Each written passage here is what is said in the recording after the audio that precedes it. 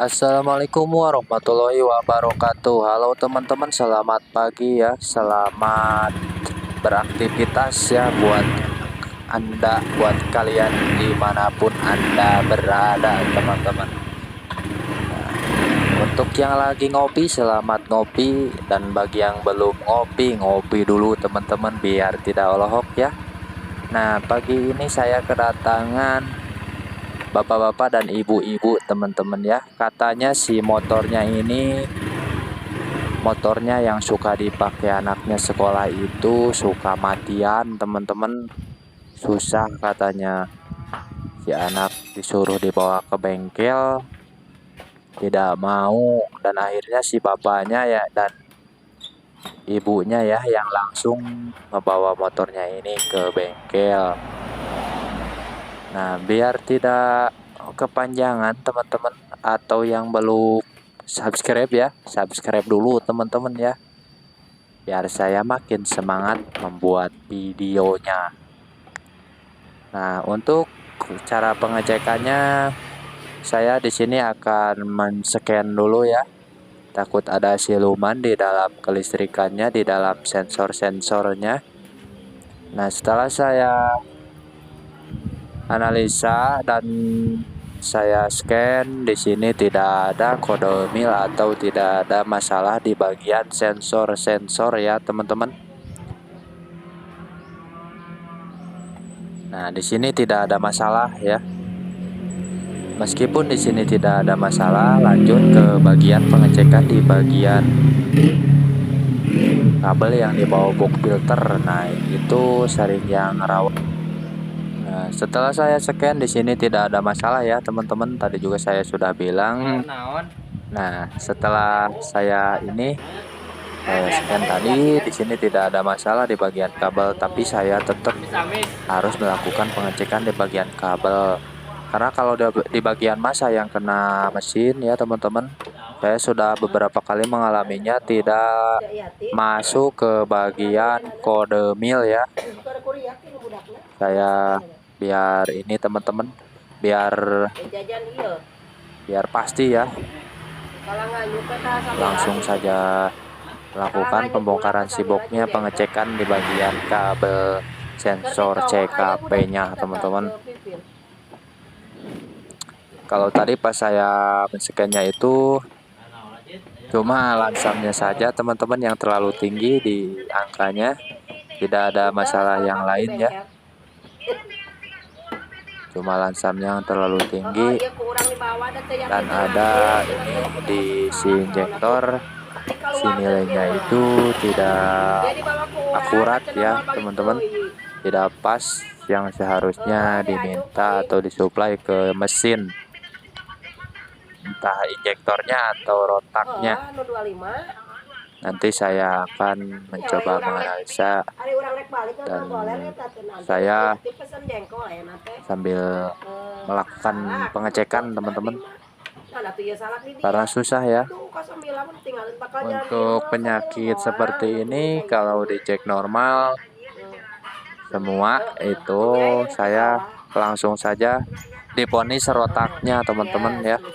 Kalau setelah ini melakukan pengecekan tidak ada kode mil, tidak ada masalah, di bagian kabelnya ini masih bagus. Nah, langkah terakhir yang saya lakukan itu pompanya saya ganti yang di dalam tank itu sudah pasti teman-teman. Kalau yang lain sudah dicek sudah normal, nah semua, nah langsung saya ganti si pompanya. Nah, biasanya itu yang sering terjadi teman-teman ya. Karena kalau diukur itu di bagian rotak angkanya normal, tapi itu bisa menyebabkan matian ketika di motor dipakai atau hidup di bawah jalan. Nanti tiba-tiba si tekanannya itu turun teman-teman ya, melemah, yang akan mengakibatkan si motornya itu mati teman-teman.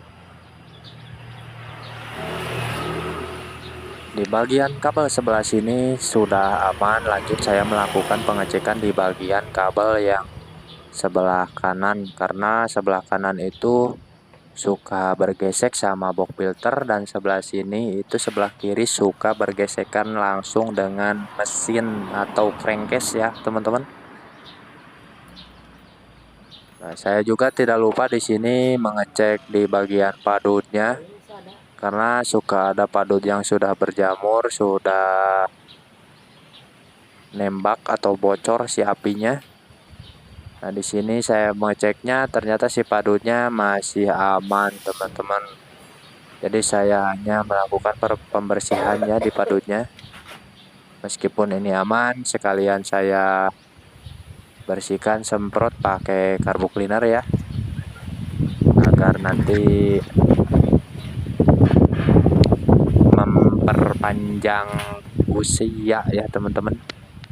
Karena hal yang sering terjadi itu di bagian padut itu berjamur ya karena kemasukan air. Nanti jamur itu tidak hanya tumbuh di kelapa atau di gebok jauh atau di tunggul-tunggul ya teman-teman. Si jamur juga bisa tumbuh di bagian padut busi dan juga kabel koil di motor kalian. Hati-hati ya teman-teman. Nah, setelah semuanya dipastikan normal, saya langsung memponis di bagian pompa bensinnya ya teman-teman. Ini saya melakukan pembersihan di casing rotaknya atau cangkang rotaknya teman-teman.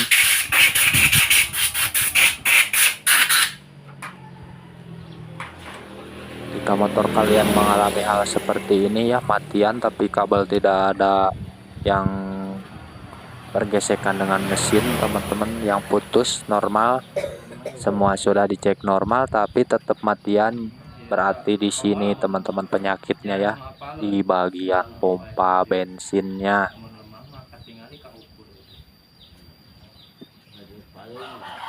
Untuk rotaknya saya ini menggunakan merek NPP ya, terserah kalian mau merek apapun juga.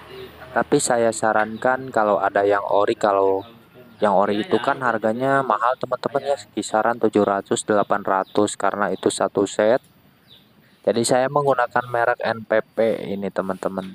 Mau Makuni, mau NPP bebas ya. Mau apa namanya MST itu terserah kalian.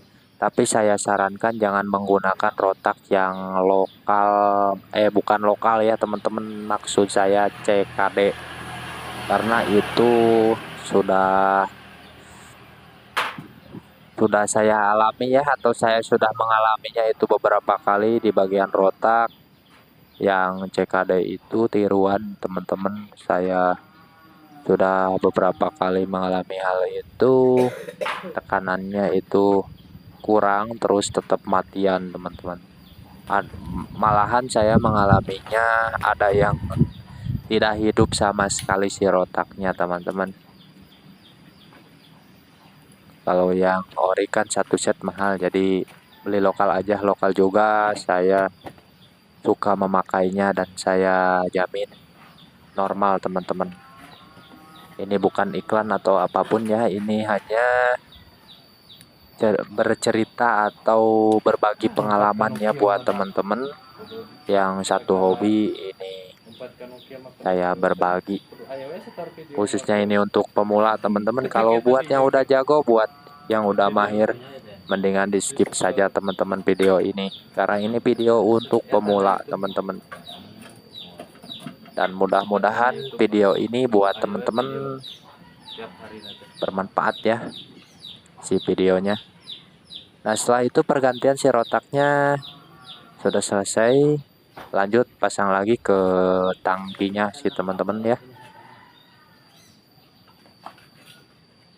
Untuk pemasangan di sini sealnya suka ada susah, jadi saya biasanya melakukan pelumasan di bagian karet o-ringnya ini sealnya, karena susah masuknya. Karena kalau sudah tidak masuk dipaksakan nanti si sealnya akan sobek teman-teman.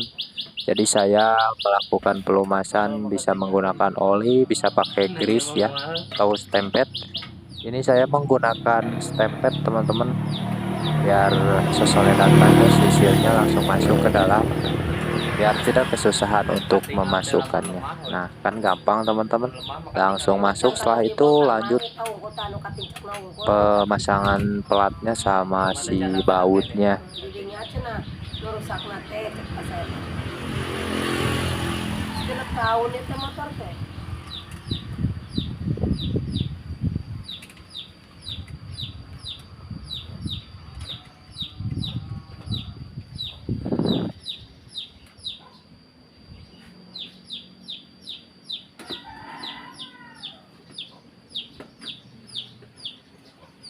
emang susah ya bagi teman-teman kalau mengalami penyakit yang istilahnya setengah mati ya. Jadi si komponen itu belum mati bener, belum, kalau mati kan udah tidak hidup. Jadi itu si komponennya yang susah nyari itu lemah ya, sudah lemah syahwat. Jadi untuk menyarinya susah teman-teman, untuk mencarinya. Jadi kalian harus melakukannya dengan telaten, dengan apa ya namanya, dengan kalau bahasa Sunda sih namanya alon, bukan alon-alon, itu bahasa Jawa ya. Kalau bahasa Sunda mah lalaunan teman-teman, lalaunan itu penting gampangin ya penyakitnya tak kena katingali silumana. Jadi lamun silumana kapanggih mah bisa ya barudak babari, lamun penyakitna atau silumana geus kapanggih mah babari neangan oge da ngaganti mah babari teman-temannya barudak. Anu hese mah neangan panyakitna sasaha oge ngaganti mah bisaeun teman-teman, tapi neangan panyakitna anu hese mah oh teu ngarti cenah bahasa Sunda mah, ganti deui na ku bahasa Indonesia.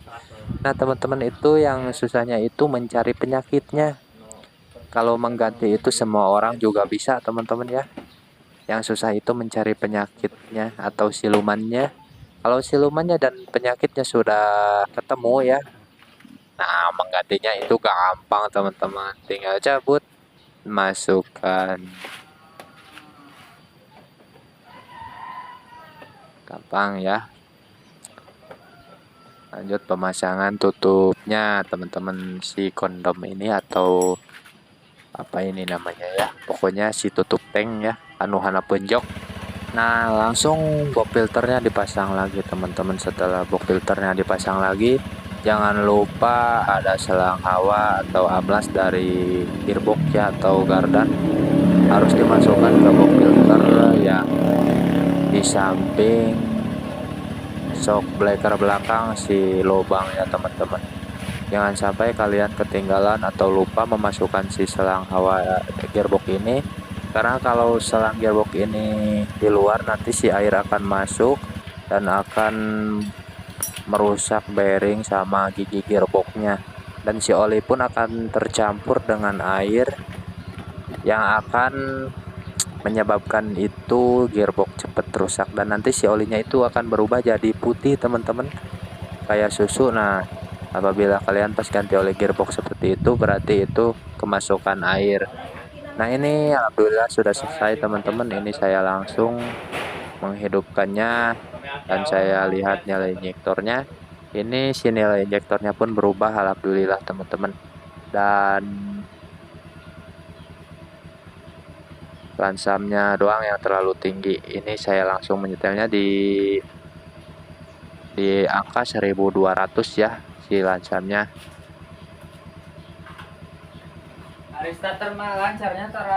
Kisaran 1200-an ya biasanya kalau saya setel lansam itu di angka 1200-an. Nah, setelah itu bersihkan si tutup akinya karena suka ada kesik lumpur teman-teman. Dikorek-korek, langsung disemprot pakai angin biar bersih, biar si tutupnya itu tidak ngangkat ke atas, biar rata lagi sama pijakan kaki ya. Nah setelah semuanya terpasang, langsung saya akan mencobanya ya teman-teman.